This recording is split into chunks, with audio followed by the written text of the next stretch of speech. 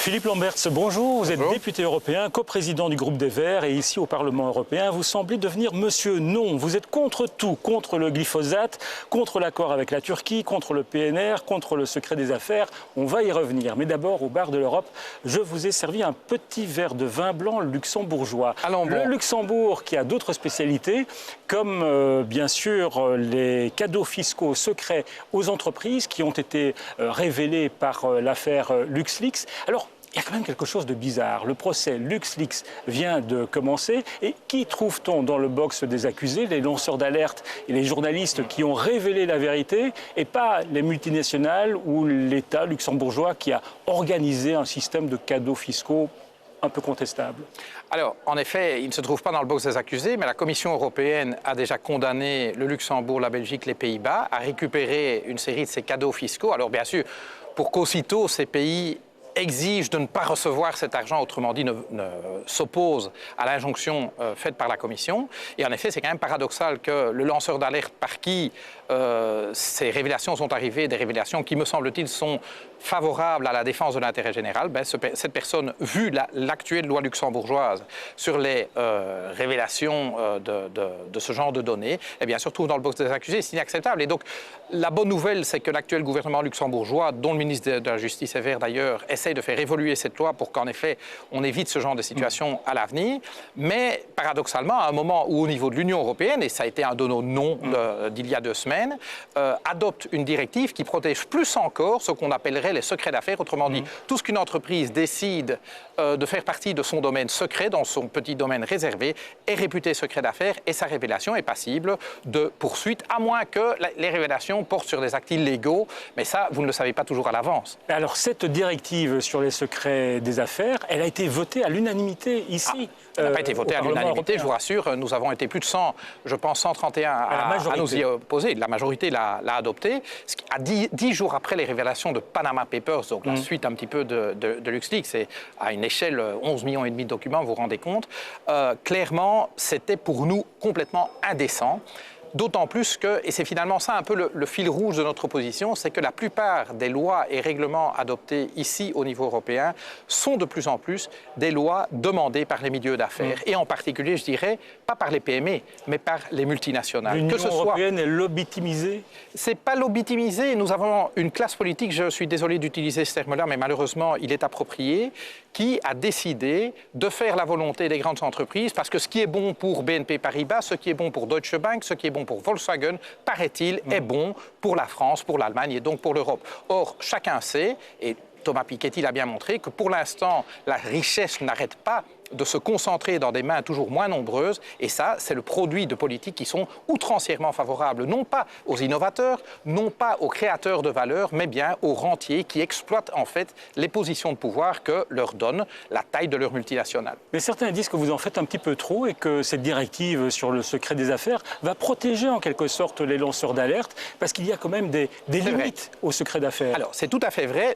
Première chose, nous n'avons pas été capables de changer la définition du secret d'affaires. Donc, au lieu d'avoir une définition restrictive qui dit, bon, ben voilà, les secrets de fabrication, la formule du Coca-Cola, admettons que ce soit secret, et encore, ça se discute, mais par contre, les arrangements fiscaux, les conditions de travail des employés, les fournisseurs chez qui on se fournit, désolé, ça, ce ne sont pas des secrets d'affaires. Donc, on aurait pu être restrictif. Alors, grâce au Parlement européen, c'est vrai qu'il y a des articles qui donnent un petit degré de précaution aux lanceurs d'alerte et aux médias, mais ils devront, eux, faire la preuve de leur bonne foi. Autrement dit, ils se ramasseront les actions en justice des entreprises et ça sera à eux de faire la preuve de leur bonne foi. La logique aurait voulu que ce soit l'entreprise, le plaignant, qui doit faire la preuve que les révélations qui ont été faites ne l'étaient pas dans l'esprit de la défense de l'intérêt général. Et c'est de nouveau ça que nous avons reproché. On aurait pu faire une bonne directive sur la protection des secrets d'affaires, mais on n'a pas voulu prendre le temps. Nous avions proposé non pas de nous y opposer, mais simplement de reporter à plus tard le vote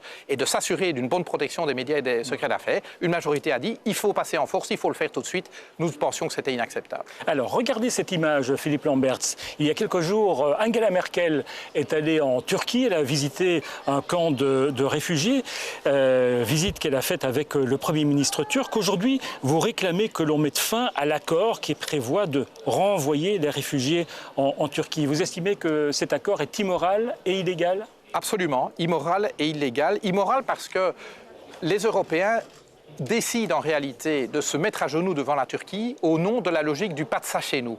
Nous ne voulons pas, et ça, ce sont les réfugiés. Il y a aujourd'hui 60 millions de réfugiés dans le monde. On ne demande pas à l'Europe d'accueillir 60 millions de réfugiés. Il y a aujourd'hui 5 millions de Syriens qui sont réfugiés de guerre. On ne demande pas à l'Europe d'accueillir les 5 millions de réfugiés syriens. Mais c'est vrai, il y a des Irakiens, il y a des Afghans. 90% des réfugiés qui arrivaient en Grèce venaient d'Irak, d'Afghanistan et de Syrie, 3 pays en guerre. Si nous avions été dans des pays en guerre, eh bien nous serions très heureux de pouvoir rencontrer sur notre route un pays qui veut bien nous accueillir. Or, aujourd'hui, tous ces réfugiés sont accueillis justement en Turquie, en Jordanie, au Liban, des pays beaucoup plus pauvres que l'Europe. Ne me dites pas que l'Europe n'est pas capable de faire sa part. Qu'est-ce que c'est faire sa part? Eh bien, par exemple, dire, eh bien, ce que nous avons fait en 2015, à l'initiative de l'Allemagne, il faut bien le reconnaître, accueillir 1 million de réfugiés, à l'échelle de l'Europe, nous devrions être capables de faire ça pendant 5 ans. 5 ans, c'est 5 millions de réfugiés. 5 millions de réfugiés, c'est une petite partie des 60 millions de réfugiés du monde, c'est 1%. 1% de notre population. Ne me dites pas que nous ne sommes pas capables collectivement de faire ça. Mais vous ne semblez vraiment pas entendu, Philippe Lamberts. On voit par exemple l'Autriche, tout récemment, qui décide de mettre en œuvre un plan d'urgence migratoire et qui va bloquer ses frontières aux réfugiés. Tout ça, en fait, pour essayer de contrer, dit le gouvernement autrichien, pour essayer de contrer l'extrême droite.